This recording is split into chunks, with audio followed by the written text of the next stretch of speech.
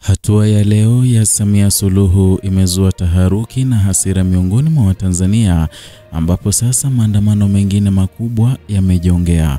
Ujambo na karibu kwa taarifa zetu za Kenyascope, na ikiwa ni mara yako ya kwanza kufika hapa, tafadhali kumbuka kusubscribe. Mahakama Kuu jijini Dar es Salaam na Dodoma zinakuwa uwanja wa historia mpya na utarajiwa ama isiyotarajiwa nchini Tanzania. Tarehe 6 na tarehe 7 Novemba mwaka 2025, waendesha mashtaka wa serikali walifungua kesi 4 tofauti za uhaini, wakitaja jumla ya watu 140, wengi wao vijana katika umri wa miaka 16 hadi 37, wa maadui wa dola. Ni kosa linaloweza kuishia kwa adhabu ya kifo chini ya sheria za Tanzania.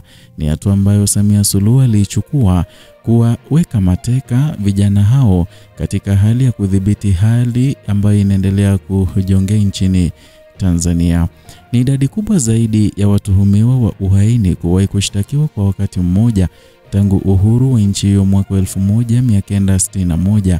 Kesi hizo zinakuja katika kipindi ambacho taifa bado linatikisika kutokana na uchaguzi mkuu wa Oktoba tarehe 29 mwaka huu, uchaguzi uliozua maandamano makubwa, machafuko ya umma na shutuma za ukandamizaji wa raia. Kwa mujibu wa hati za mashtaka zilizofunguliwa katika mahakama hizo mbili, watuhumiwa wanadaiwa kuunda nia ya kuzuia na kuharibu uchaguzi mkuu wa mwaka huu kwa lengo la kutisha muhimili wa utendaji wa serikali. Tuhuma hizo zinadaiwa kuwa ni nia ambayo ilidhihirisha kuwa kusababisha uharibifu mkubwa wa mali za serikali na kuzua taharuki ya kisiasa. Uchunguzi unaonyesha kuwa wote waliotiwa hatiani walihusishwa moja kwa moja na maandamano ya kitaifa yaliyotikisa nchi siku ya kupiga kura. Maelfu ya wananchi ambao wengi wao ni vijana walijitokeza mitaani wakipinga uchaguzi waliouona usio na ushindani. Wengi walidai kuwa uchaguzi huu ulikuja kufuatia wiki kadhaa za utekaji na kutoweka kwa wakosoaji wa serikali. Lakini kilichokuwa maandamano ya amani kiligeuka ghafla kuwa vurugu. Ofisi za serikali, vituo vya kupiga kura na magari ya polisi yalichomwa moto. Serikali ikajibu kwa mkono wa chuma, ikianza operesheni za kijeshi ya kudhibiti machafuko, kufunga interneti na kwa siku 6 na vilevile kuweka marufuku ya kutoka nje nchi nzima. Miongoni mwa watuhumiwa hao, jina moja limekuwa gumzo kwenye mitandao ya kijamii. Jennifer Bilikwija Jovin, maarufu kama Nifa, ni mwanamke mwenye umri wa miaka 26 ambaye ni mfanyabiashara na anamshawishi wa mitandaoni. Alikamatwa tarehe 27 Oktoba, siku 2 kabla ya uchaguzi, akiwa nyumbani kwake jijini Dar es Salaam. Tofauti na wenzake 21 waliotiwa mbaroni kwa kushiriki maandamano ya Oktoba tarehe 29, mashtaka ya Jennifer yana uzito wa kipekee. Anadaiwa kuonyesha nia ya kuzuia uchaguzi kwa kuuza na kushauri wananchi kununua barakoa maalum za kuzuia gesi ya machozi katika kituo chake cha biashara. Serikali inasema alifanya hivyo kuwasaidia watu kushiriki maandamano ambayo hayakuwa halali. Hii ni mara ya kwanza katika historia ya kitaifa, haswa nchini Tanzania, kwa raia kukabiliwa na shtaka la uhaini kwa tendo kama hilo.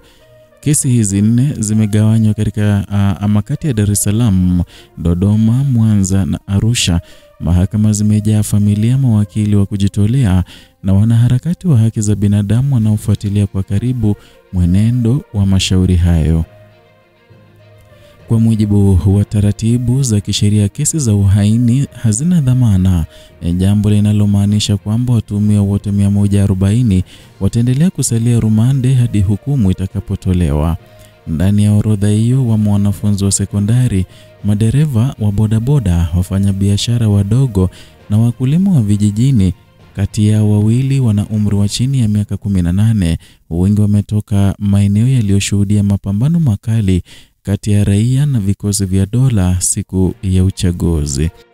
Katikati ya taharuki hiyo, chama cha wanasheria Tanganyika TLS kimejitokeza hadharani kulaani kile kinachoelezwa kama unyanyasaji wa kisheria Rais wa TLS Boniface Mwabukusi ameweka msimamo kuwa mashtaka hayo ni dhulma na yanadhalilisha misingi ya haki.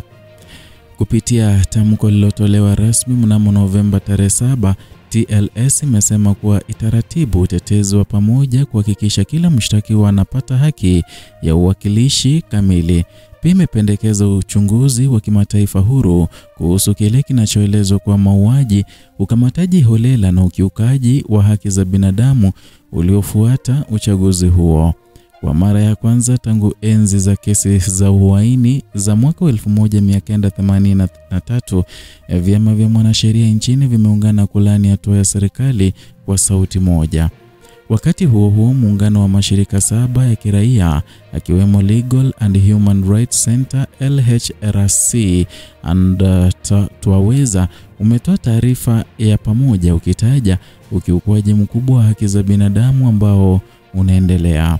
Ripoti yao inasema kuwa angalau watu 312 walikamatwa katika mkoa wa Kilimanjaro pekee, huku waandishi wawili wa habari ambao ni Master Tindwa na Clouds Media na Kelvin Lamek Mwaka Ngondia wa Baraka FM waliuawa siku ya uchaguzi.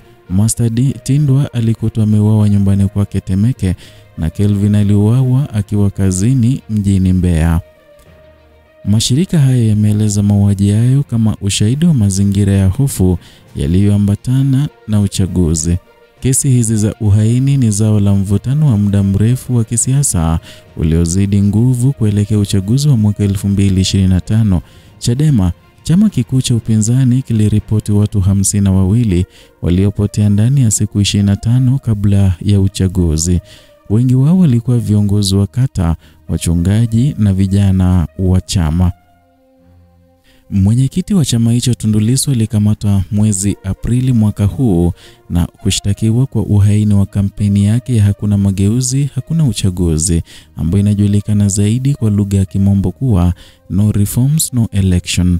Lissu ana kumbukumbu ya kushambuliwa kwa risasi 16 mwaka 2017, tukio lilomfanya kuwa ishara ya upinzani wa kisiasa nchini. Na katika uchaguzi wa mwaka 2025, Rais Samia Suluhu Hassan alitangazwa mshindi wa 97.6% ya kura, ushindi uliozua maswali mengi nchini Tanzania na duniani kote. Wagombea wakuu wa upinzani walifungiwa mapema na vyombo vya habari viliripoti hofu na ukimya katika vituo vya kupigia kura. Takwimu rasmi zilionyesha 87% ya wapiga kura ambao walijitokeza, idadi ambayo wachambuzi wa takwimu wanasema inazidi hata idadi ya watu wazima waliokuwa wamesajiliwa kupiga kura kulingana na sensa ya mwaka 2022. Kesi hizi sasa zimegeuka uwanja wa vita mpya ya kisiasa, na kwa upande wa serikali ni hatua ya kudhibiti kile kinachoendelea kuwa jaribio la kuipindua dola, na kwa upande wa umma na makundi ya haki ya binadamu ni sura nyingine utawala wa kiimla unaokandamiza sauti za wananchi. Wakili mmoja wa kujitolea kutoka Dar es Salaam anasema kesi hizi zitaamua mustakabali wa uhuru wa raia nchini Tanzania, kwa sababu ikiwa watu 140 watahukumiwa kwa uhaini kutokana na kushiriki maandamano, basi kitendo cha kupaza sauti dhidi ya serikali kitapoteza maana kabisa. Hali hii imevutia ufuatiliaji wa karibu kutoka kwa mashirika ya kimataifa. Amnesty International, Human Rights Watch na Kituo cha Haki cha Afrika Mashariki vimeanza kukusanya ushahidi kuhusu mauaji, utekaji na mateso yanayodaiwa kufanyika na maafisa wa dola. Nchi kadhaa za magharibi zimeonyesha wasiwasi, huku Umoja wa Mataifa ukitaja matukio haya kama alama ya kudorora kwa demokrasia katika eneo la Afrika Mashariki. Ikiwa uchunguzi wa kimataifa utaanzishwa, basi utakuwa wa kwanza wa aina yake kwa Tanzania tangu kesi za mauaji ya Rufiji mwaka 1996. Kwa sasa mji mkubwa kama Dar es Salaam na Dodoma, miji hiyo imejawa na ukimya wa ajabu. Polisi wameweka vizuizi karibu na majengo ya mahakama na familia za watuhumiwa zinaripoti kunyimwa ruhusa ya kukutana na wapendwa wao. Vyombo vya habari vya ndani vimeweka tahadhari vikiepuka kuripoti kwa kina kesi hizo kutokana na uoga wa kufungiwa.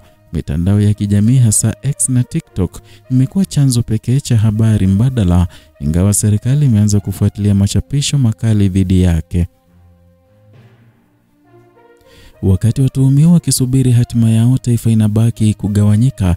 Wapo wanaoona kesi hizi kama onyo kwa wote wanaopanga kupinga serikali, na wapo wanaoziona kama alama za mwisho ya uhuru wa raia. Ikiwa hukumu itatolewa kwa misingi ya ushahidi dhaifu, basi inaweza kuashiria mwanzo wa enzi ya hofu iliyo halali kisheria. Lakini ikiwa haki itasimama, inaweza kurejesha imani ya wananchi katika taasisi za nchi. Kwa sasa, macho yote yameelekezwa kwa Mahakama Kuu, mahali ambapo mustakabali wa watu 140 na heshima ya taifa ziko mizani moja. Na ikumbuke vile hali hii ya kukamata watu 140 imezua hasira miongoni mwa Watanzania, huku wanaharakati wa sera za kisiasa kama Maria Sarungi wakianza mchakato wa kuhamasisha vijana kuandamana tena ifikapo tarehe 9 mwezi wa 12.